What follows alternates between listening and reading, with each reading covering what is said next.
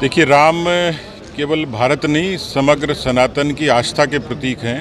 और कोई मक्का में पैगंबर को पूजता है, कोई रोम में ईसा मसीह को पूजता है। तो भारत की सनातन धरती पर भगवान राम के जन्म स्थान पर मंदिर बनना ये केवल एक प्रतीक नहीं है।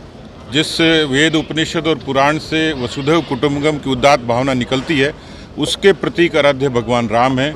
और ये काम देश के यशस्वी प्रधानमंत्री नरेंद्र मोदी जी के कर कमलों से हुआ है।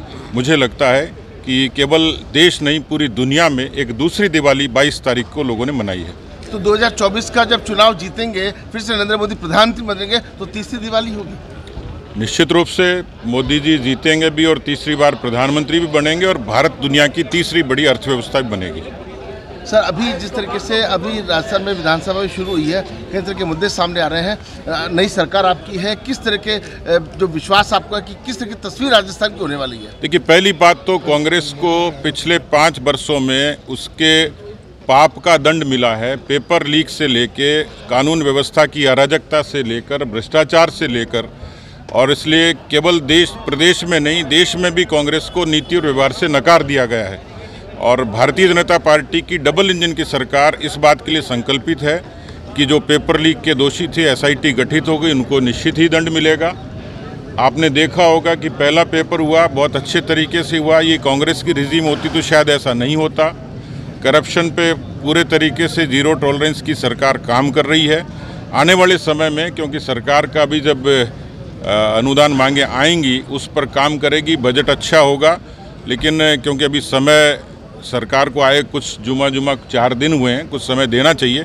पर मुझे लगता है कि जैसी लोगों की अपेक्षा थी, उसके अनुरूप भारतीय जनता पार्टी एक अच्छा शासन देगी। कल विधानसभा में डोटासरा जी ने कहा कि पूर्व मुख्यमंत्री वसुंधरा राजे के साथ में अन्याय किया गया, उनको निर्दलीय और विपक्ष की लाइन में बैठा दिया गया। उसके ऊपर आपकी क्या प्रतिक्रिया? उन्होंने जो राजस्थान की जनता के साथ किया, उसका दंड तो मिल गया। बीजेपी की सियासत की तकलीफ उनको क्यों है, ये समझ में नहीं आ रहा। तो मुझे लगता है उनका बयान खिसियानी बिल्ली खंबा नोचे जैसा है। सर, पेट्रोल डीजल के कब भाव कम होंगे? आपने इस मुद्दे को चुनाव में भुनाया है। जो बातें कही हैं, जो बातें देश के प्रमुख लोगों ने कही हैं, जिन मुद्दों पर चुनाव लड़ा है, उनका सबका समाधान होगा।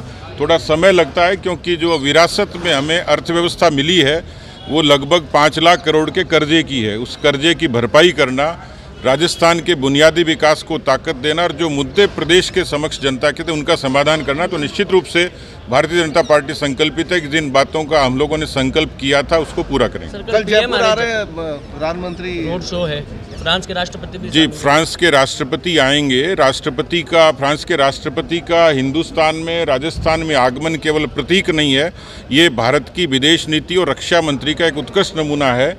काफ़ी कुछ मुद्दों पर उनसे चर्चा होगी, लेकिन ये समझ सकते हैं कि मोदी जी के आगमन के बाद भारत की विदेश नीति इतनी सुदृढ़ हुई है कि विदेशों के लोग उत्कंठा रखते हैं कि वो मोदी जी के साथ मंच साझा करें।